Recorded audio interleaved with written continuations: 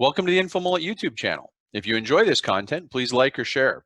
And if you'd like to support the InfoMullet by becoming a mulleteer, visit us on Patreon. We appreciate your support. The key thing you need to remember with a moral panic, why do I advise against moral panic? So we're entering the tail end of the campaign, right? But it's also the hardest part. This is going to happen a lot. And when the human response to threat, so this is what I actually study for my dissertation, violence and instability. The human biochemical evolutionary response to threat falls into what I call the Ares or Athena approach, or the affective or instrumental predatory. And they come from two evolutionary systems. And we're going to talk about the Ares one over here, because this is the one how you respond to a threat. It's how the human body evolved to respond to, there's a bear attacking me, or I think the caveman next door is going to attack me, right? The human body, when it senses a threat, floods the system with these chemicals, adrenaline and all this stuff. And the effective response, tell me if this starts sounding familiar. It's very emotive. It seeks to perform like an animal, stand up taller, look angrier, look more menacing. It is a performance-based response to threat, because that's the first step you do when you're threatened, is you look big, you get noisy, you get loud. This is animals, humans. It's performance-based, so it's demonstrative. It wants to see, and in humans, because we're social, part of that demonstrative space is it's seeking to bring in allyship from people around you. Hey, look, we're being attacked, come in and help me fight the bear. So there's a group cohesion effect that occurs, that we are naturally primed to fall for this. The problem is, and this is the interesting part, when you're in this effective response, your chemicals are so high that there's something called a transference.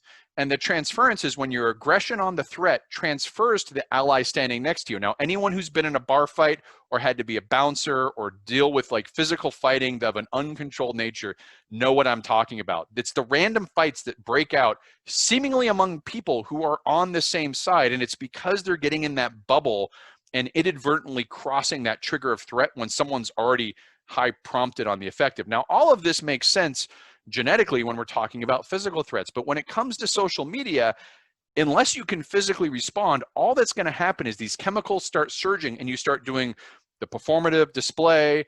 You get really angry. People, you're drawing in support, but if they're not immediately allied in the same way you are, you turn on your allies, you fight. All of this takes energy. And what the cycle is that they don't talk about is there's a collapse after this. Once you have this threat response go through, within, obviously right after there's a drop, but especially 3 to 5 days later, there's a huge chemical drop that puts people in depression. It makes them feel exhausted. It makes them feel tired. Look at any social media, and this applies to the right and the left. I mean, all that nonsense going on about, what's the media paying attention to or not, that's going on the right now. They feel it. They're going to have this drop because they get really outraged. They get really upset. And then 3 to 5 days later, they get exhausted and drop. And in a campaign season, as you hit September and October, those drops are where the danger is, because that's when you're no longer your eyes off the ball. We can't afford to get exhausted and tired and tune out or just not be on top of it because we spent all our energy getting. So what I'm kind of trying to say here is, with like things with the mailboxes, do some more due diligence. Use Google News Stories to search for articles about this thing to distinguish between a media spotlight. Go back in time, do some extra checking, not just because you want to debunk it or prove it's not true, but to prevent yourself from getting in this effective response that's going to leave you chemically drained and exhausted, 5 days to a week later. There's no time or room to deal with that sort of cycle of up and down, because you may be down at the wrong time when something real happens. Thanks for watching the video. Hope you enjoyed it. If you'd like to follow the InfoMullet, visit us on Facebook or Twitter. And if you'd like notifications when we post new video content, click on the red subscribe button below the video.